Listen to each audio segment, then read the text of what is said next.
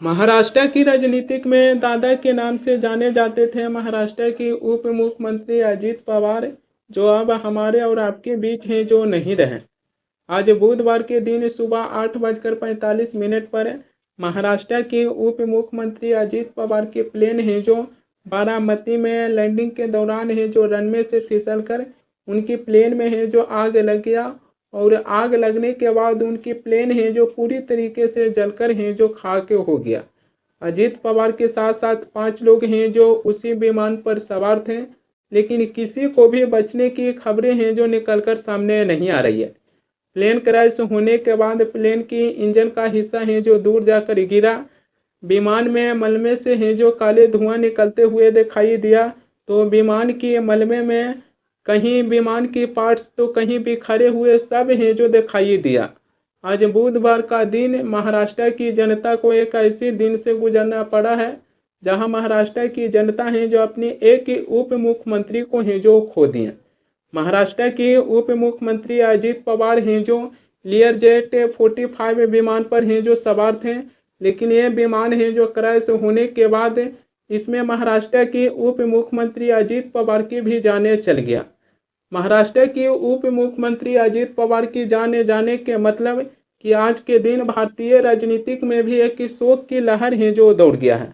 वहां से कुछ वीडियो भी सामने आया है, जो उस वीडियो को देखकर अंदाजा लगाया जा सकता है कि जब महाराष्ट्र के उप मुख्यमंत्री अजीत पवार की विमान लेयरजेट 45 में आग लगने के बाद वो विमान की कहीं हिस्सा भी साफ से है जो दिखाई नहीं दे रही है।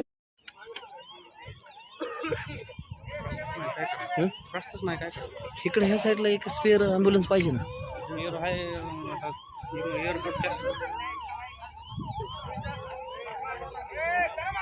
महाराष्ट्र के deputy chief minister Ajit Pawar भले ही हमारे बीच हैं जो नहीं रहे, लेकिन अजीत पवार महाराष्ट्र की राजनीतिक में डिप्टी चीफ मिनिस्टर के पद पर बने रहना भी एक मिसाल है जो कायम कर गए हैं। ऐसा कहा जाता है कि महाराष्ट्र में शायद किसी की भी सरकारें बने, लेकिन अजीत पवार हैं जो हमेशा ही महाराष्ट्र में सत्ता से हैं जो अटैच रहे। 5 दिसंबर 2024 को अजीत पवार हैं जो अपने राजनीतिक करियर में 6ठी बार महाराष्ट्र के उप मुख्यमंत्री के रूप में हैं जो शपथ लिए, और अजीत पवार हैं जो यही काम चाहे पृथ्वीराज चौहान हो, चाहे देवेंद्र फडणवीस हो, चाहे एकनाथ शिंदे हो, चाहे उद्धव ठाकरे हो, हर एक की सरकार में अजीत पवार हैं जो महाराष्ट्र की उप मुख्यमंत्री के रूप में हैं जो बने रहे। अजीत पवार को साल 2010 में यह पद है जो मिला था। अजीत पवार हैं जो बारामती विधानसभा सीटों से 8 बार के विधायक हैं जो रह चुके हैं। साल 2010 में पृथ्वीराज के बाद साल 2012 में एनसीपी और कांग्रेस पार्टी के बीच है जो गठबंधन हुआ था, उसी गठबंधन वाली सरकार में भी अजीत पवार को उप मुख्यमंत्री हैं जो बनाया गया था।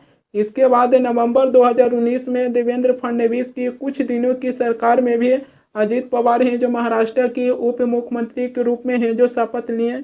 इसके अलावा उद्धव ठाकरे की अगुवाई वाली महाविकास अघाड़ी में भी अजीत पवार हैं जो उप मुख्यमंत्री हैं जो बने थे। साल 2022 में भाजपा और शिवसेना में अजीत पवार हैं जो अपनी पार्टी एनसीपी को हैं जो शामिल किए थे और उप मुख्यमंत्री हैं जो बने थे।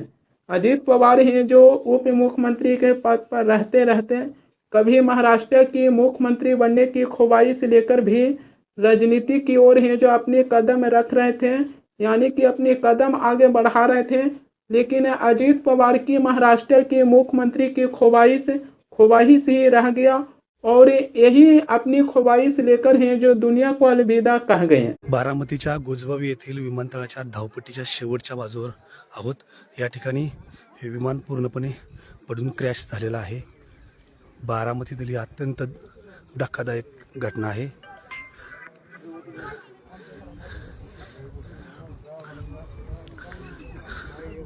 बारामतीच्या गुजबावी या ठिकाणी जिथं विमान उतरतं ती धावपट्टी, त्या धावपट्टीच्या शेजारची ही घटना आहे।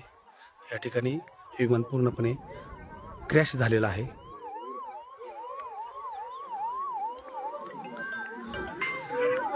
आणि अत्यंत वाईट घटना घडलेली आहे। अत्यंत वाईट घटना घडलेली आहे। राज्याला हादरवणारी घटना घडलेली आहे।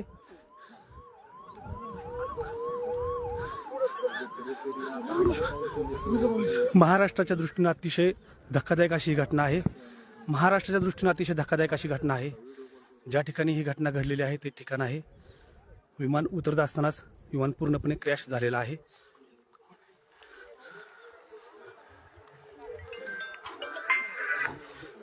संपूर्ण राज्य हादरवणारी ही घटना आहे.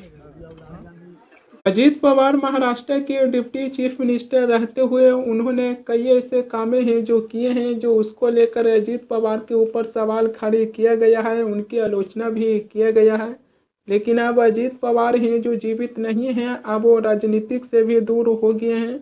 इसी के चलते अजीत पवार के ऊपर सवालें खड़े करना और उनकी अब आलोचना करना ये कहीं से भी उचित है जो दिखाई नहीं देती है, क्योंकि अब राजनीतिक के साथ साथ वो अपनी दुनिया को भी अलविदा हैं जो कह चुके हैं. यही सीख बीजेपी सरकार को भी सीख है जो लेना चाहिए कि जहां भारत की पूर्व प्रधानमंत्री इंदिरा गांधी हैं जो इमरजेंसी लगाए थे, उसी इमरजेंसी का जिक्र कर कर बीजेपी सरकार है जो आज भी विपक्ष पर है जो निशाना साधते हैं. जबकि हाल ही में सदन में वंदे मातरम पर चर्चा किया गया, लेकिन वंदे मातरम की सरकार है जो हकीकत देश के नागरिक को नहीं बताएं कि वंदे मातरम की क्या है जो हकीकत है.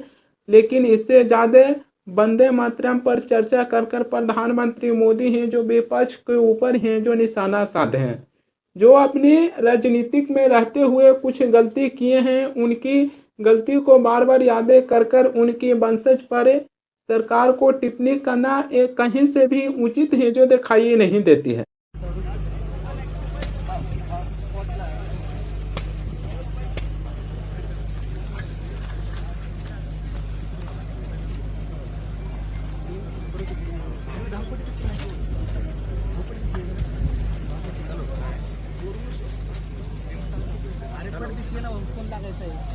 अजीत पवार के प्लेन क्रैश होने के बाद एक सीसीटीवी वीडियो भी सामने आया है.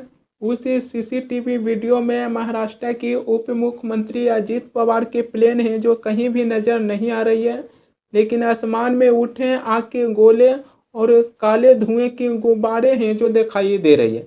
देखिए इस सीसीटीवी वीडियो को कि इस सीसीटीवी वीडियो को देखने के बाद ये पता चलती है कि अजीत पवार के प्लेन क्रैश होने के बाद किस प्रकार आसमान में आग के गोले और काले धुएं के गुब्बारे हैं जो दिखाई देता है.